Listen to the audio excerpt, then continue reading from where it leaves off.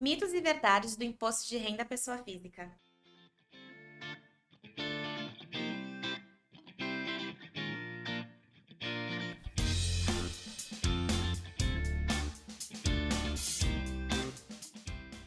Olá, pessoal, sejam bem-vindos ao 11º episódio do Pode Simplificar. O tema de hoje é imposto de renda à pessoa física.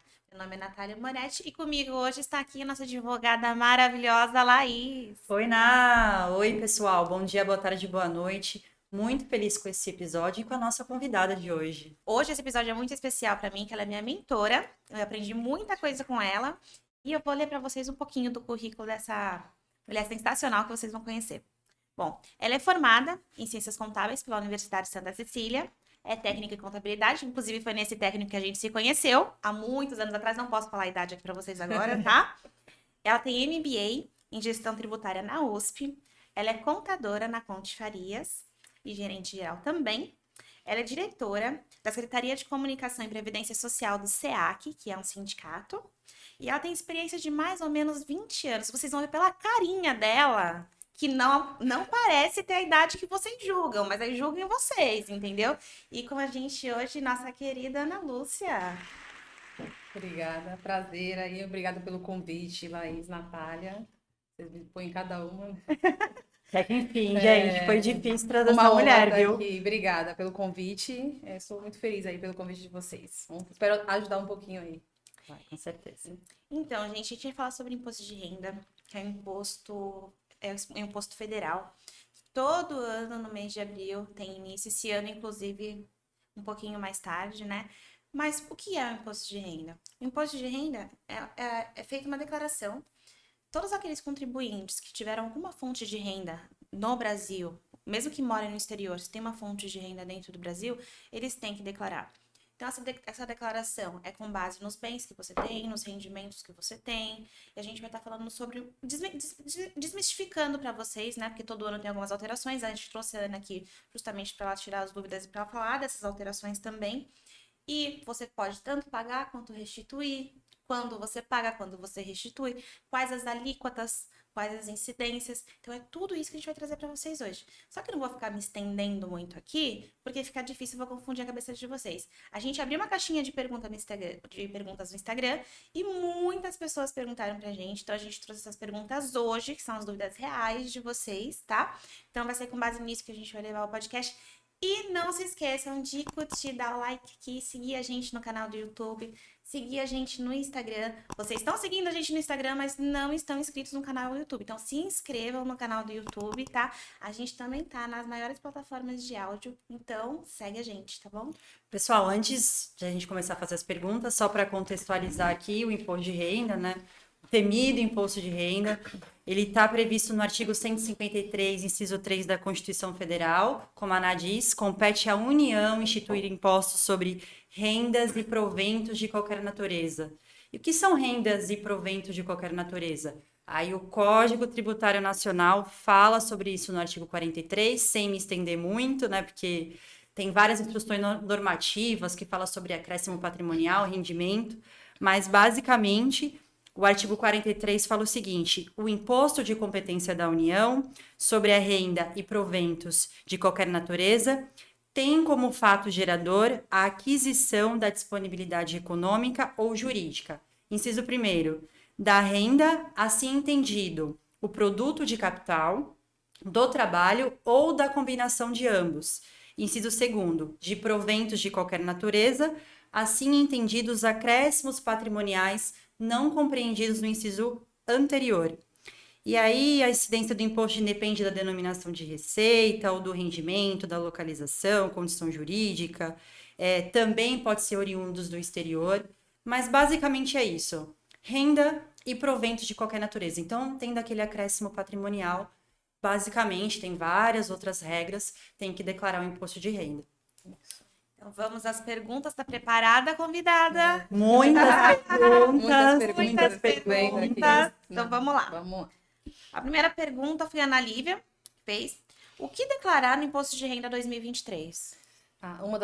lógico, né, das principais é a fonte de renda, né? Então, são tudo que você recebeu de rendimento tributável, que seja, né, tem um teto, né, tem um limite de isenção, ou melhor, que você é isento, não precisa estar declarando, então você ultrapassou aquele limite, você tem que declarar o imposto de renda.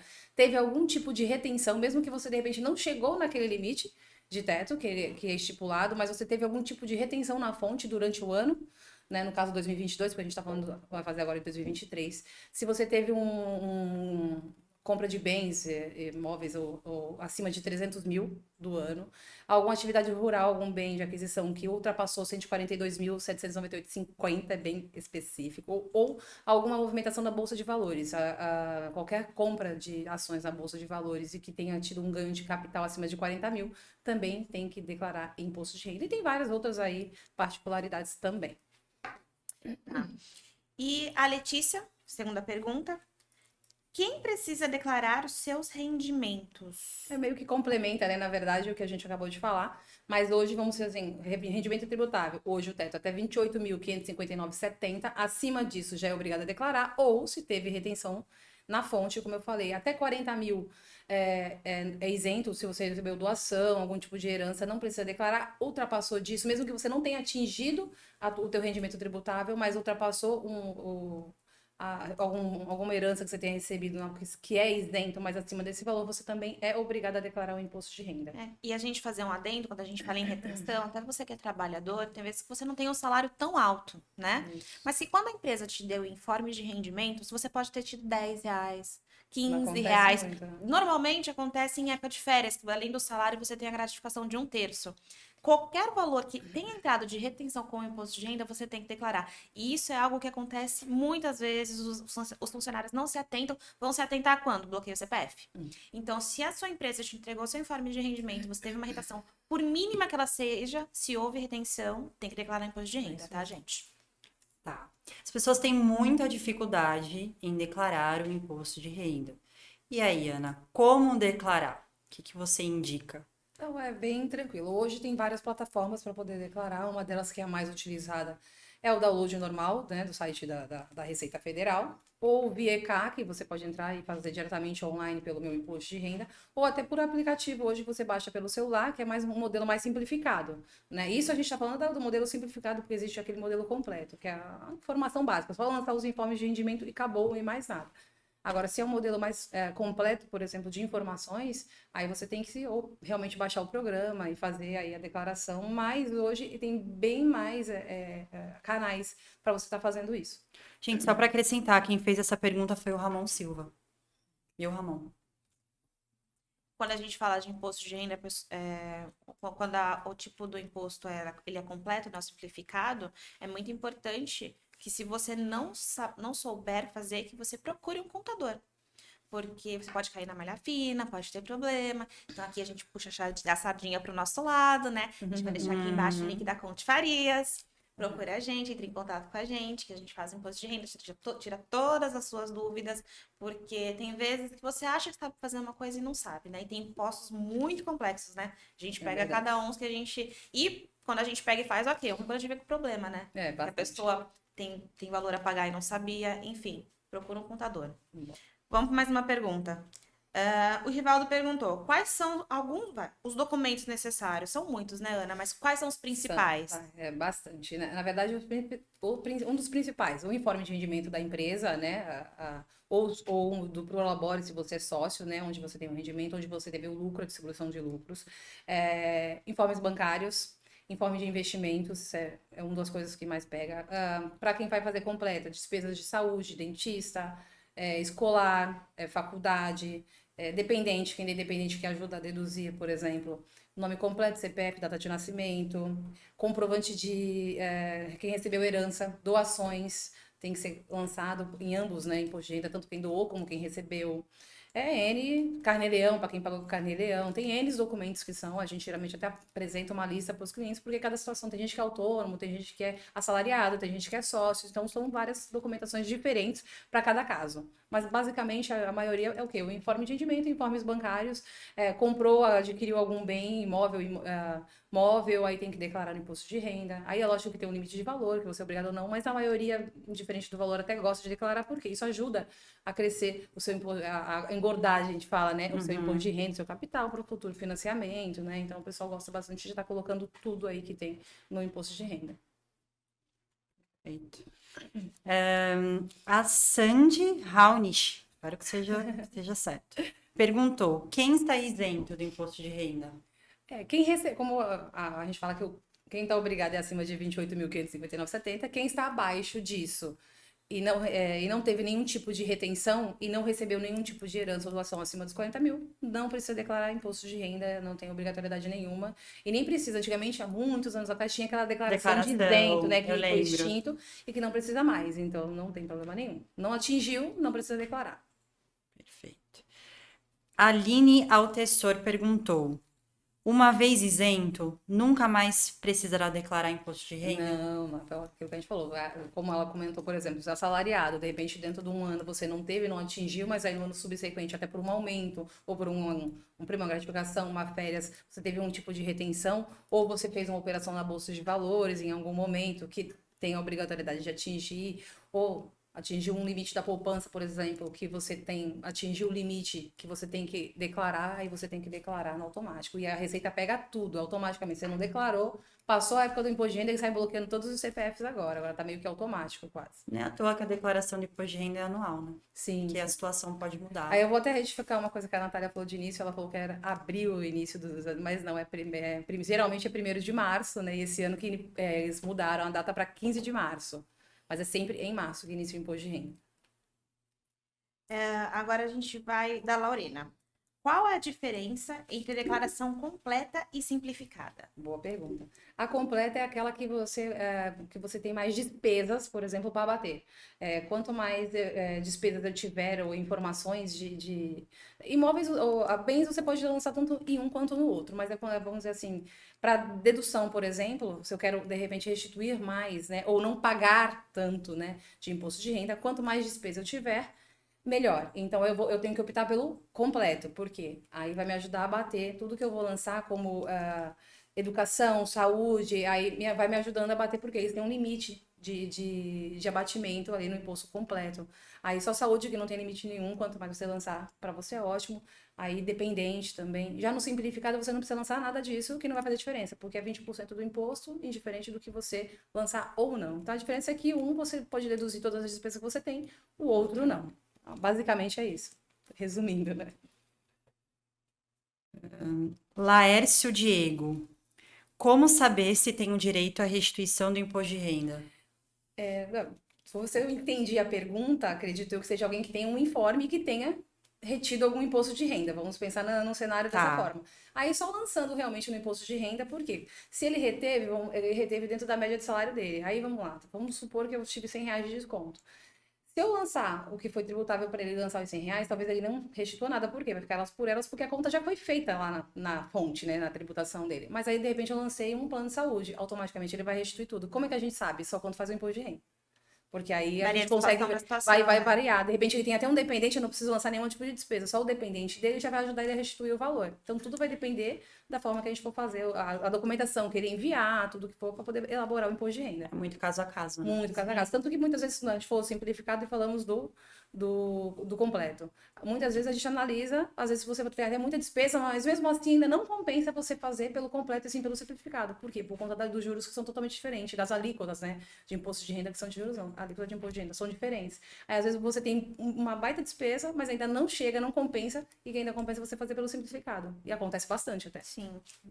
Bom, a Agatha perguntou: qual é o prazo de entrega da declaração? Todo ano, né, ele se inicia em 1º de março, ele vai até 30 de abril. Esse ano mudaram a data, ele iniciou em 15 de março, por um acaso hoje mesmo, né? E vai até 31 de maio, foi prorrogado esse ano. A gente ganhou um mês na frente aí, o que é maravilhoso. Ótimo, né?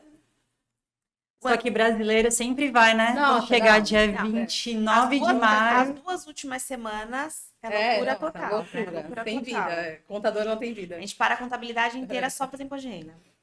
O André Alves perguntou: por que contratar um contador?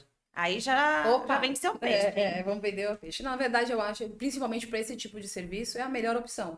Primeiro que pelo conhecimento, pela técnica, pela análise, né? Sempre eu acho que procurar o contador nesse caso é sempre a melhor opção. Por quê? Vai evitar erros, omissões de informação, né? Vai priorizar as informações corretas, que tem até a discriminação de tudo que você de repente adquiriu ou vendeu, vai te orientar da melhor forma o que você pode fazer, o que você não pode fazer, vai maximizar a tua restituição, vai diminuir, de repente, o seu pagamento. Então, assim, tudo isso devido à documentação que a gente vai exigir, o que a gente... você não entregou tudo, olha, você tem isso, tem aquilo, a orientação que a gente vai te dar. Então, assim, eu acho que o contador hoje... Tem outros tipos de pessoas que fazem, como advogados e tal, mas eu acho que hoje o contador é mais preparado. Por quê? Porque é o nosso mundo, onde a gente trabalha, né? Então, eu acho que é mais capacitado para estar fazendo isso. Eu acho que... Vai evitar a declaração errada, Cair na malha tem fina, várias processo, isso. A gente tem bastante, a gente conta bastante com o jurídico em relação a isso, porque a gente cai na malha fina, a gente tem que entrar com processo depois que já... para não pagar a multa, mesmo que a gente não concorde. E quem faz isso? O contador, porque a pessoa física mesmo geralmente nem entende quando chega para ela. E a gente consegue mensurar e ver o que foi errado e o que não foi. Muita gente... Acontece muito de que o pessoal faz em casa, aí depois não sabe cair na procura. malha, aí vai lá na contabilidade pra gente poder fazer o quê? Arrumar o que fez, porque não sabe nem por onde começar, e aí acaba ficando pior e paga, porque aí paga com multa, com juros, o que fez errado antes. E aí, tentando economizar, acaba Então, sai pagando bem com mais juros, caro. com multa e ainda tem que pagar o contador. E aí tem que pagar o contador. Melhor já se prevenir, Então né, procura o gente? contador. O Alex Silva perguntou: o que acontece se eu não declarar o imposto de renda? É o que a gente viu que falou agora, né? Não declarou o imposto de renda e você tinha a obrigatoriedade de declarar, automaticamente você vai chegar a notificaçãozinha e vai bloquear o seu CPF de primeiro. Logo depois, aí você vai descobrir só quando bloquear o seu CPF. Em algum momento, se você for fazer uma transação bancária, eles bloqueiam a conta, porque você não vai conseguir fazer. Aí você vai descobrir que está bloqueado. Aí vamos lá, vamos fazer imposto de renda. Automaticamente, quando eu enviar o imposto de renda, vai gerar multa. Dependendo do valor, o mínimo da multa é 16574. Dependendo do valor informado do rendimento, por exemplo, o valor é até 20% em cima do valor. Então, por exemplo, vai que a sua renda era de 100 mil e você não declarou imposto de renda, você esqueceu. A multa vai ser 20% em cima dos 100 mil. Nossa. Então, assim, aí, de repente, em vez de você restituir, você vai pagar com multa e juros, porque vai ser referente a todo o período que você deixou de declarar. A próxima pergunta da Kate: o que é malha fina? Acho que calha bem, né, do que você vem falando. Sim. Na verdade, a malha fina é um apelido, né? Na verdade, o nome correto é malha fiscal. Então, assim, por que você cai na malha fiscal? Se você entregou alguma informação errônea ou esqueceu, acontece bastante. Eu mudei de emprego, acontece bastante. Trabalhava na LF e mudei para Conte Farias. Aí eu vou lá, declaro só Conte Farias, eu esqueço do emprego anterior. Acontece bastante, deixa de informar uma fonte pagadora, ou um erro de preenchimento, ou eu esqueci, declarei um plano de saúde num valor e era outro. E o que acontece? As informações, elas se cruzam. Então, em algum momento, ele vai cair na malha porque ele fala que tem divergência de informação. Se você receber a notificação certinho, bonitinho, primeiro você recebe a notificação, aí você pode ali, né, fazer esclarecer a dúvida e tal, mas exatamente é isso. Na verdade, a malha fina é uma malha fiscal, ele tá te avisando que você fez alguma coisa errada. Uma notificação, vamos dizer assim, antes. Matheus Ferreira perguntou: recebi notificação que caí na malha fina, malha fiscal. O que devo fazer? O que eu disse, acabei de falar. Na verdade, o que é? Se você verificou e realmente foi feito de forma errada, ok, não tem problema não. Enquanto você recebeu a notificação, você ainda consegue retificar o imposto de renda e arrumar a informação errada, automaticamente some a pendência, tá tranquilo. Agora, vamos supor que não, tá certo. Você não concorda. Aí você tem que esperar. Você não consegue antecipar essa informação de que você está certo. Você tem que esperar virar o ano subsequente. Aí você pede uma antecipação de malha. Virou janeiro de 24, mediante minha declaração de 23, eu consigo pedir uma antecipação de malha. Ou você espera chegar a notificação e você entra com uma defesa, explicando, mostrando o que estão falando que está errado e colocando, não, está correto. Acontece muito com previdência. Sim. Bastante de, coloquei no lugar errado a informação, mas a informação estava correta, só troquei o CNPJ, acontece bastante. Eles entendem a informação e eles arrumam, ou não, eles entendem que você realmente esqueceu de jogar alguma coisa, por exemplo, e eles apuram essa diferença com multa e juros e mandam o DARFzinho para você pagar. Aí você paga o DARF também, resolve a pendência. Mais uma vez, a importância de um contador. A importância para declarar no lugar certo. No lugar certinho, Isso aí. O Rodrigo perguntou: quem tem mais de 65 anos precisa fazer declaração de imposto de renda? Na verdade, as pessoas confundem bastante referente a isso, né? Não é porque você tem acima de 65 que você é isento de declarar o imposto de renda. Você tem um limite de isenção, que hoje é 24.751, uns quebradinhos. Se você recebeu, por exemplo, acima disso, eu recebi 50 mil, tributável. Até 24.751 você é isento de pagar o imposto de renda. Acima disso, o que ultrapassou, você vai ter ali o imposto de renda. Pode ser que não chegue ali no teto, porque a diferença de repente não passou, mas, por exemplo, 60 mil, 24 foi a diferença, vai ser tributável, porque já passou ali dos 28.500, aí você já tem que tributar. Aí não tem jeito. Aí muita gente acha que fez 65 e não tem que declarar imposto de renda, acontece bastante também. Chega os aposentados chorando lá. Deixa. Recebendo a cartinha. É. Leandro da Cunha. Doar para ONGs pode ajudar na declaração do imposto de renda? Sim, na verdade, assim, quando você pode doar, na verdade, tenho restituição, você pode doar aqueles até 6% do valor para ONGs, mas ONGs que estão cadastradas lá pela Receita Federal, que tem da infância, do adolescente, do câncer, tem umas instituições que já estão cadastradas para receber essa doação, não é qualquer um. Tem gente que faz aquela doação para papai aqui de Santos e acha que pode lançar no imposto de renda. Eu até lanço, porque a pessoa quer, mas não faz diferença nenhuma no seu imposto de renda. E desse valor, além de você doar 6%, né, para as entidades, você tem uma redução de 3% no seu imposto de renda. Então, se você ia pagar lá... Então, assim, na verdade, eu tenho que pagar 5 mil. Desses 5 mil, eu posso pegar 6 mil e doar. Em vez de pagar para a Receita, eu tenho essa... E ainda recebo 3% de desconto. Então, é uma ajuda. Mas aí são para entidades. Aí você escolhe na hora do imposto de renda... geralmente quem está pagando, você escolhe na hora do imposto de renda para qual a entidade você quer fazer a doação. E coloca a porcentagem direitinho. Isso fica disponibilizado no site da Receita? Quem quiser saber para quais ONGs tem? Tem. Na própria declaração do imposto de renda tem. Já aparece. Tem as opções na hora que você está fazendo o preenchimento da declaração, geralmente está na parte completa. Mas no próprio site da Receita, né, no Portal Gov hoje, ele tem todos os tipos de doações que você pode fazer, para qual entidade você pode fazer. Até para você escolher, ver qual que é o tipo de serviço, o que ela ajuda, tem bastante. Interessante, não sabia não. Ravi Andrade perguntou: quais as mudanças na declaração de imposto de renda em 2023? Uma delas foi a mudança na parte pré-preenchida, que você consegue fazer agora com a tua senha, né, do Portal Gov, você consegue importar. Mas isso eu até oriento, eu falo para as pessoas fazerem quando você quer fazer simplificada. Porque se você quer fazer uma coisa completa onde você tem bens, isso eles não vão puxar, então não dá. Mas você consegue puxar pré-preenchida ela com a senha do teu Gov hoje, então eles deram uma modernizada nessa parte, aí ficou bem legal para quem quer por aplicativo, por exemplo. A operação da Bolsa de Valor, por exemplo. Até o ano passado, até o ano anterior, qualquer operação que você fizesse, comprou um realzinho na Bolsa lá, você tinha que declarar. Hoje não. Hoje é só se você teve um ganho de capital, vamos lá, um ganho de capital em cima do que você vendeu na Bolsa acima de 40 mil, ou se teve algum ativo que é negociado, depende do tipo de movimentação que você fez na Bolsa. Antigamente era qualquer tipo de negociação, hoje não, tem essa diferençazinha. Prioridade no imposto de renda. Antes, a prioridade no imposto de renda era para quem? Para os aposentados. Primeiro lote, aposentado, pensionista e tal. Esse ano vai ter os aposentados, mas quem colocar o Pix para receber, vamos lá, eu coloquei o meu CPF, só pode ser CPF, tá? O Pix. Coloquei o Pix para receber, vai ter prioridade. Então, assim, se você declarou, colocou sua conta bancária lá do Banco do Brasil, eu, Ana, coloquei meu Pix, eu vou receber primeiro que você. Diferente de quando a não ser que eu tenha declarado muito depois, mas vamos supor que nós fizemos juntas. Eu vou receber primeiro, eu tenho uma prioridade aí no recebimento. Isso é até para incentivar que o pessoal coloque o Pix para poder eles controlarem mais também, né? Tem tudo Tem, por trás, né? Com certeza. E a mudança na parte da pensão alimentícia, que a gente tinha conversado antes, que agora ele tem um campo. Antigamente a parte da pensão alimentícia ela era tributável, né? Quem recebia a pensão, ela tinha que declarar a pensão e isso era tributável. Hoje ela não é mais, né? Ela tem a isenção e abriu um campo específico na parte dos isentos para a pensão alimentícia. Agora ele tem um nome lá. Antigamente você ia lá no isento e colocava a pensão alimentícia, colocava quem paga. Agora não. Tem um campo específico para pensão, onde você coloca o CPF da pessoa, o nome da pessoa que doou e o valor total para poder bater com a pessoa certinha que fez aí o pagamento da pensão. Isso da pensão é uma coisa muito justa até, né? Porque você tem uma renda. A pensão, na verdade, não é nem para você, é para o seu filho, né?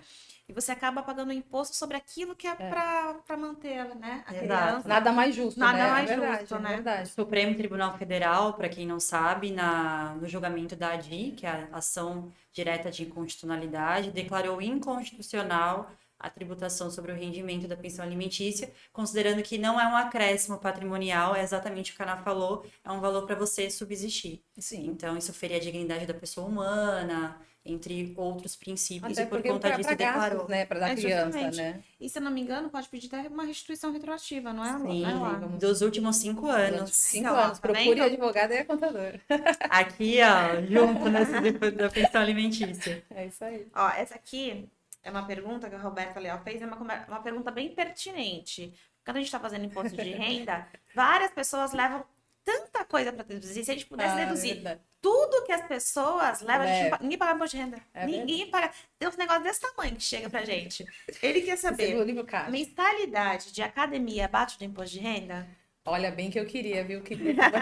Abaixo adoro já, uma já academia. mando. É bem que eu queria, mas infelizmente não pode abater mensalidade de academia. Devia, né? Porque é para saúde, mas infelizmente não pode por lei.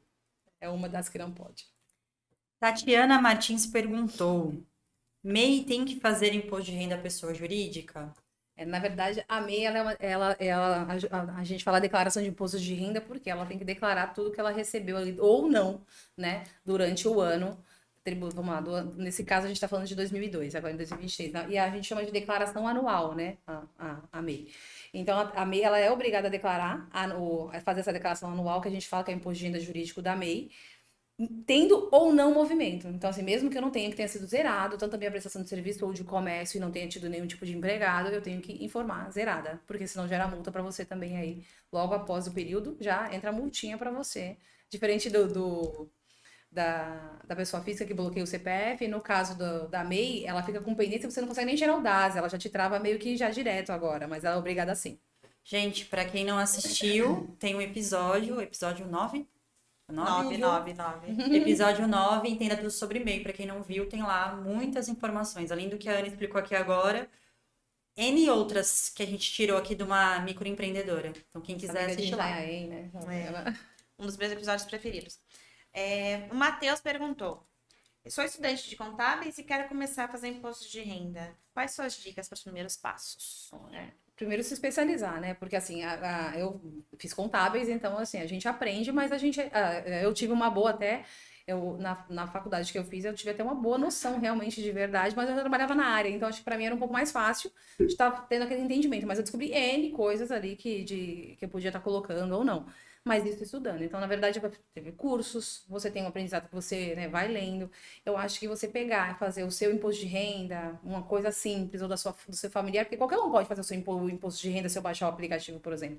Mas para fora, eu acho que é uma responsabilidade muito grande, porque você está cuidando do patrimônio de outras pessoas. Então, você tem que tomar um certo cuidado, então tem que se especializar bastante antes de sair fazendo imposto de renda. São Então, muitas assim, instruções, né? São muitas instruções, e para cada caso é um caso, né? Para cada, por exemplo, um inventário, um espólio. Então, assim, cada caso é um caso muito diferente. Então, você tem que tomar muito cuidado, porque aí você se habilita, você coloca o seu nome, né? Aí você vai pegar, você vai fazer errado, você vai prejudicar o seu cliente e ainda tu vai ter uma baita dor de cabeça. Ainda, em vez de você, de repente, ganhar com aquilo, você vai estar perdendo, né? Porque aí você ainda suja o seu nome, porque o cara não vai te indicar para mais ninguém. Você tomar um cuidado. Então, acho que antes de qualquer coisa, diferente de ser estudante ou não, é se especializar. E uma dica, de repente, se você quer começar a ser isso mesmo que você quer, pede para ajudar algum contador, alguém que você já tenha mais experiência, porque no auxílio dessas pessoas, você aprende que você pega vários casos diferentes. E essa pessoa vai conferir antes de transmitir a sua declaração. Então, é uma boa maneira de você criar uma experiência, trabalhando com quem já sabe, porque a gente sabe que no nosso meio de contabilidade isso é muito importante, né? A base mesmo a gente tem na vivência. Então, você precisa conviver com pessoas que saibam mais do que você, para você poder fazer as coisas de maneira correta, porque na faculdade a gente sai bastante cru, né? Verdade. Lília Fernanda perguntou: quais são os benefícios previdenciários não tributáveis? Não tem tributação, é auxílio-doença, auxílio-acidente, salário-família e auxílio-reclusão. Esses não têm nenhum tipo de dedução. Então, por exemplo, eu fiquei o ano inteiro afastada de 2022, o meu informe de rendimento do INSS, ele vai vir completinho lá o valor, pode ser até 30 mil, não tem problema nenhum, mas como era um auxílio-doença, ele não vai ter nenhum tipo de retenção. Aí ele é isento, exemplificando. Andressa Horta perguntou. Antes de fazer essa pergunta aqui, vou até deixar a Ana respirar um pouquinho. Essa pergunta aqui é sobre isenção para doenças graves, tá? Então, acredito que é bom a gente contextualizar um pouquinho antes de fazer essa pergunta para a Ana. Tem uma lei, um rol taxativo que a gente fala, onde diz quais são as doenças que têm direito à isenção do imposto de renda. Então, são várias, a gente vai deixar o link para vocês, mas é tuberculose ativa, alienação mental, esclerose múltipla, neoplasia maligna, que é o câncer, cegueira ou visão monocular, hanseníase, paralisia irreversível incapacitante, cardiopatia grave, doença de Parkinson. Vou deixar a lista para vocês. Só que não basta ter só a doença, tem que ser sobre aposentadoria, pensão ou reforma. Reforma é para militar. Então, o que você precisa fazer? Primeiro, antes de tudo, é algo que eu sempre faço com a Ana, quando me procuram, porque depois eu preciso dela. Tem que conversar com o órgão pagador para que ele pare de reter na fonte esses pagamentos. Então, por exemplo, aposentadoria, o órgão pagador é o INSS. Então, tem que ir junto ao INSS primeiro, fazer um requerimento dizendo: INSS, tem o direito à isenção do imposto de renda. E como você faz isso? Pega todos os seus laudos médicos, comprovando sua doença grave. E aí, no INSS vai ser agendada a perícia para poder fazer uma análise. O INSS vai falar: ok, tem direito à isenção do imposto de renda, vou parar de reter. E aí, dos últimos 5 anos, vai depender de quando foi constatada a sua doença, por isso que é muito importante o seu médico colocar no laudo quando que foi constatado, que a partir daí a gente vai pedir a restituição. Aí você vai ter que procurar um contador, porque ele vai fazer as retificações das suas declarações para conseguir a restituição, pelo menos nos últimos 5 anos. E aí, boa pergunta agora. Deixa a Ana respirar um pouquinho, porque muita informação. Andressa Horta perguntou: como pegar o requerimento de isenção por câncer para funcionário afastado pela prefeitura? Na verdade, você meio que já respondeu. Na verdade, ela precisa, na verdade, não é na prefeitura. Na prefeitura, ela vai pegar o afastamento médico dela, né? Porque o requerimento, os laudos médicos, ela vai pegar com o médico que ela tá fazendo tratamento ali da doença. Vamos supor que um câncer, por exemplo, né? Então, aí sim, com o médico, ela pega o laudo, vai ter o afastamento normal da empresa, ela já não tem que estar trabalhando, né? E aí entrar no INSS. Aí você complementou, você falou que foi INSS para você conseguir a isenção do INSS, mas vamos supor que já é um aposentado, além do INSS, após o INSS, você também tem que fazer o mesmo processo com a Receita. Você também tem que entrar com um processo na Receita após o INSS, porque senão você não descontou no INSS, na sua aposentadoria, mas quando você declarar o seu imposto de renda, a Receita vai descontar o imposto de renda. Então, são 2 processos distintos. Você vai ter que entrar com um processo no INSS e depois você vai ter que entrar com um processo na Receita também. Aí tem vários requerimentos que a gente depois pode deixar também o passo a passo, né? Mas eu oriento que também realmente procure aí um contador ou o advogado para estar ajudando, porque realmente tem várias coisas que vai precisar de muita orientação técnica para fazer, mas são processos distintos para não descontar, porque um não vai descontar, mas o outro vai se você também não está com processo. Não se comunica, deveria, né? No automático, mas infelizmente não tem comunicação. Sheila Alves perguntou. Também é algo que a gente já falou aqui, né? Os valores declarados como pensão alimentícia. Como faço para ter restituição? Na verdade, entrou no mérito aqui da restituição. O que a Natália comentou, você comentou, também comentei. Na verdade, vamos supor que ela tenha direito dessa restituição, né? Como aconteceu com alguns clientes nossos. Fazer todo o apanhado, retifica todos os impostos de renda, até anterior, no caso 2022 para trás, tem que lançar nos isentos lá, a parte da restituição, fazer todo o levantamento, mas aí tem que ter todo um cálculo, por quê? Tem que ver o que realmente é devido, o que não é, se tinha dedução, se de repente ela tinha restituir, qual o valor, porque às vezes, dependendo do valor, você ainda tem até a pagar, aí você tem que fazer um cálculo básico, aí tem que ter uma planilha, por isso que você precisa de orientação realmente do contador. Aí, retificando, aí você abre um processo na Receita, né, que a gente fala que é a PED Compre Web hoje, e aí aguarda lá a restituição, você tem que informar tudo direitinho os dados bancários, né, no caso do alimentante, para poder estar recebendo essa restituição. Não é rápido, demora o processo, né, de restituição, mas vem, que é o mais importante que antes nem tinha, né. O dinheiro que você não contava. Isso. Lucas Santana perguntou: sou portador de doença grave e aposentado, então cumpri os requisitos. Ok. Mas tenho outras rendas. Como funciona a isenção? É mesmo, é o que você falou e eu falei. Ele tem direito à isenção, independente de ter renda ou não, por conta que ele tem a doença grave, né, no caso, comprovadamente e é aposentado. Mas aí ele tem que entrar com os dois processos, tanto do INSS como na Receita. Se ambos os órgãos entender que ele realmente tem a doença e ele realmente pode ser isento, ele vai ser isento de ambos, indiferente da renda dele. Eu acho que ele quis perguntar no sentido assim, Aninha, se eu tenho o rendimento da aposentadoria, só que eu, por exemplo, eu tenho uma empresa e Aí ele recebo... mas aí ele nem pode, né? Porque o que acontece? Se eu sou aposentado por invalidez, eu não posso nem ter outro tipo de Não, mas de aqui renda. mas ele é aposentado, ele tem uma doença. Ele aposentou e depois teve câncer. Então, aí ele pode entrar com Não, o ele processo pode- normal. não, mas aí ele Agora, pode se ele ter é empresa aposentado também. por invalidez, não. Não, mas se ele for Não, aposentado aposentado normal. normal. Não, aí é normal, ele vai entrar com o mesmo processo, diferente dele ser aposentado. Porque só porque eu sou aposentada, eu posso continuar trabalhando normalmente, não tem problema nenhum. Mas Como a gente a... tem clientes que eu tenho cliente que é aposentado, ele tem a renda, trabalha em outros lugares porque ele tem empresa, no caso, e é normal. A gente entrou com o processo no INSS e agora estamos com o processo Não, com é que a na Receita. verdade, é que assim, são duas rendas distintas. Ele é aposentado comum, que eu Ok. entendi. Uhum.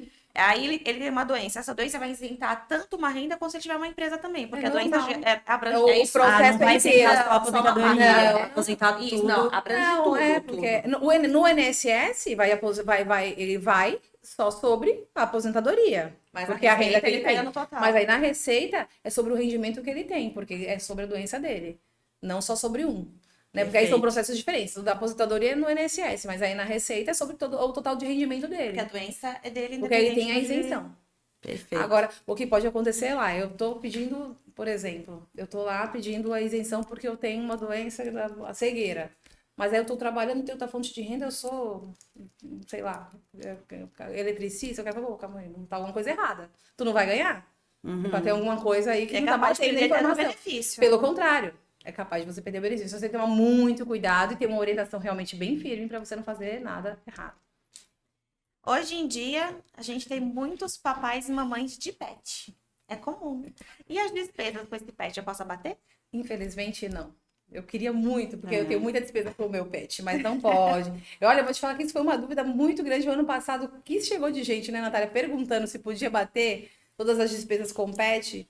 Devo dizer que não é justo, né? Mas Não fazer é o quê? justo, eu tenho mais despesa com Pet pet. é dependente também. Muito dependente, não dá. Mas não pode. A Ju Ferreira perguntou: e se de imposto de renda sobre indenização por danos morais? Não é fato gerador de imposto de renda a indenização, porque é um patrimônio imaterial, né, da vida. Eu recebi um dano moral, então é como se fosse ali, da vítima, no caso. Eu recebi um dano moral por um patrimônio. É como se fosse qualquer indenização, na verdade, né? Então não pode. Nesse caso, não Tá, até pode. súmula. Isso. Vanessa Lima perguntou: tenho investimento no CDB e previdência privada. Devo declarar? Sim. No caso, porque são investimentos. Na verdade, o CDB, apesar do CDB ser tributado diretamente na fonte, é preciso incluir na declaração, como se fosse, como se fosse meio que informativo, né? Você só vai declarar a movimentação, ele não vai nem restituir nem nada. Por quê? Porque já teve essa retenção ali na fonte, nem vai te cobrar nada, mas informativo ele tem que entrar. Já a previdência privada, existem dois tipos, né? Que é o PGBL e o VGBL. Existe tipos de previdências diferentes de empresa, existe alguns diferentes. Então, assim, aí se for, por exemplo, o PGBL, que é uma previdência privada, ele pode até te deduzir, porque você está pagando, ele entra na tua despesa. Se você faz pela completa, por exemplo, ele te ajuda ainda a bater no imposto de renda. E você tem que declarar, né? É obrigatório. E o VGBL, que na verdade é um seguro, você lança como se ele fosse um bem, mas também é obrigatório declarar. Ambos, tá bom? Eli Rubio perguntou, minha sogrinha, gente, participando aqui. Se eu vender o imóvel com pagamento em parcelas, como declarar o imposto? Essa foi uma ótima pergunta. Todo ano recai 15% de ganho de capital? Ela estava falando de ano, mas eu vou De meio duas- que eu vou meio que vai simplificar, porque, como eu falei, existem vários cenários, então depende muito do valor, depende muito do bem, depende do quanto foi comprado, do ano, tem toda uma.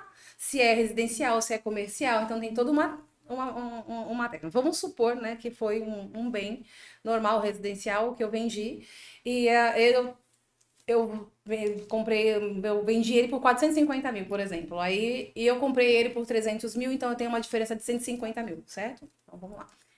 O meu ganho de capital, na verdade, é sobre a diferença total, 150 mil, correto? Então, a minha alíquota, lá, vamos dizer, de 10% do ganho de capital vai ser sobre os 150 mil, sobre o total.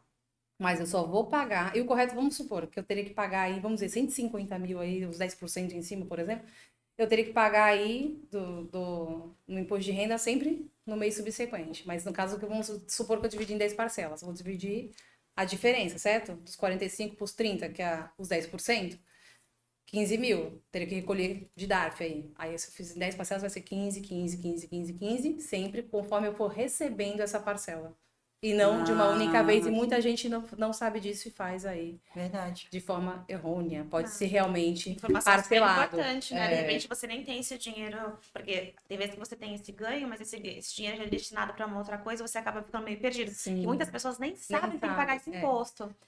Nossa, como a gente já pegou caso. E como eu falei, assim, são N casos que você tem que orientar. De repente a pessoa nem tem que pagar ganho de capital porque o imóvel é muito antigo. E Tipo, não, de 1979, não por veio exemplo, atualizando os valores também. Tem isso sem também, tem né? isso. Aí, de repente, se você já...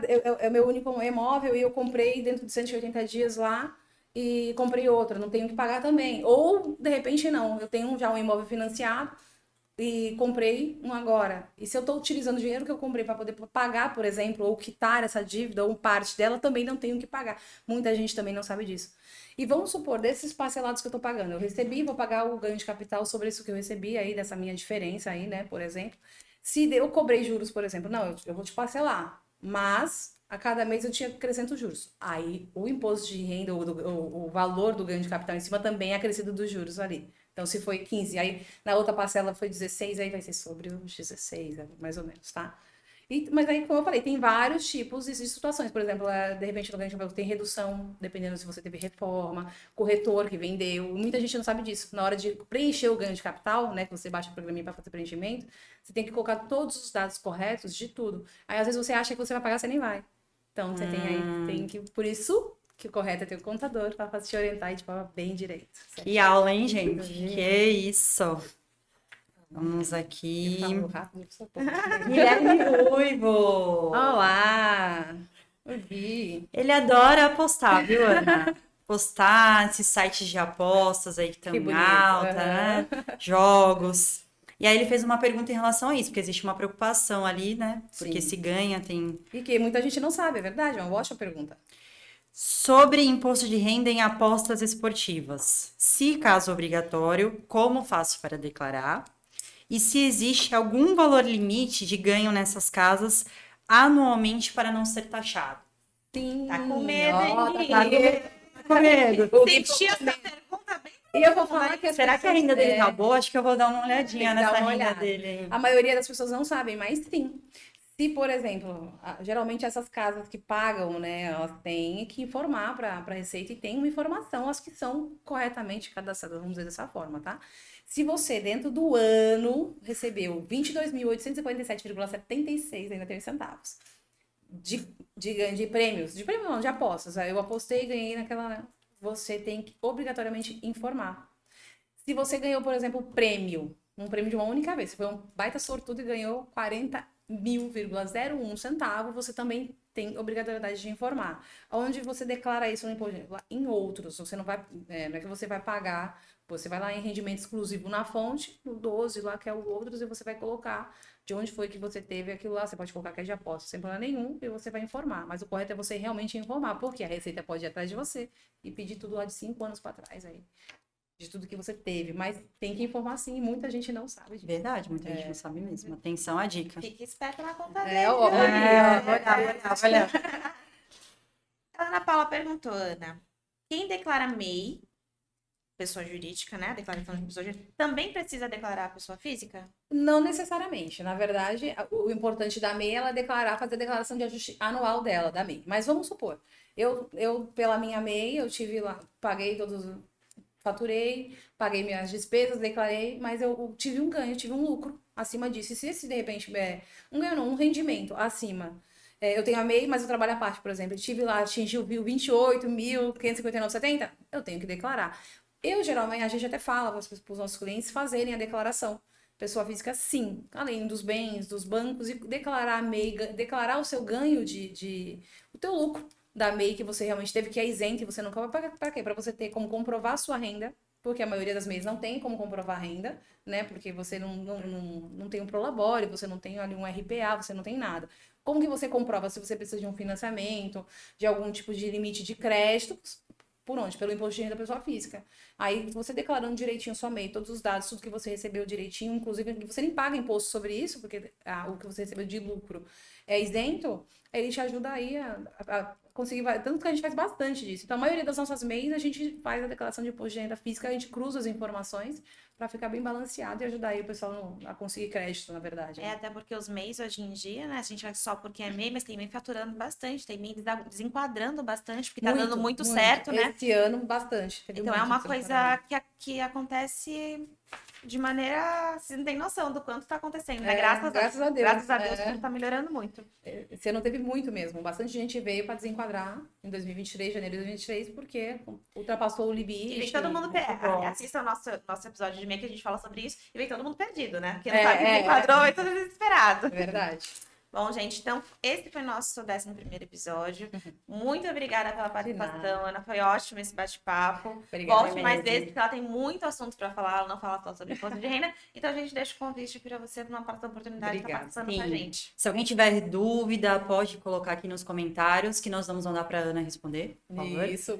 E Ana, fala quem quiser te achar também, como é que faz para te encontrar, porque declaração de imposto de renda tá aí, gente. Então, não seja como um típico brasileiro, não deixe para a última hora, procure antecipadamente um contador para tirar mais dúvidas, quais documentos são necessários. Como a Ana disse, cada caso é um caso. É um caso, é verdade. Então, fala aí pro pessoal. Não, é me procurar Conde Farias, né? Você já tem os contatos, a Natália fala o tempo todo, então é bem tranquilo. Tem o meu telefone, eu não sei se coloca depois, né? Nos contatos, tanto do WhatsApp, que a gente fala bastante, responde bastante, como o telefone fixo. A gente pode agendar, geralmente a pessoa vai lá pessoalmente, principalmente quando tem muita dúvida, ou pode mandar perguntas que a gente vai respondendo, tirando as dúvidas das pessoas. Não deixem para a última hora, com certeza. E a gente está aí aberto para fazer o imposto de todo mundo direitinho. E qual o Instagram? @Conde Farias. Dando uma blogueirinha agora de final. Então, e fala também do Pod, né? Que você é a nossa engajadora oficial. Sigam a gente nas redes sociais, @podsimplificar. Escutem a gente nas plataformas de áudio. E nos sigam no Instagram, @podsimplificar. Deixa seu like de novo nesse vídeo. Segue a gente no Instagram. Ajuda a gente, assim como a gente ajuda vocês. Até a próxima, gente. Tchau. Tchau.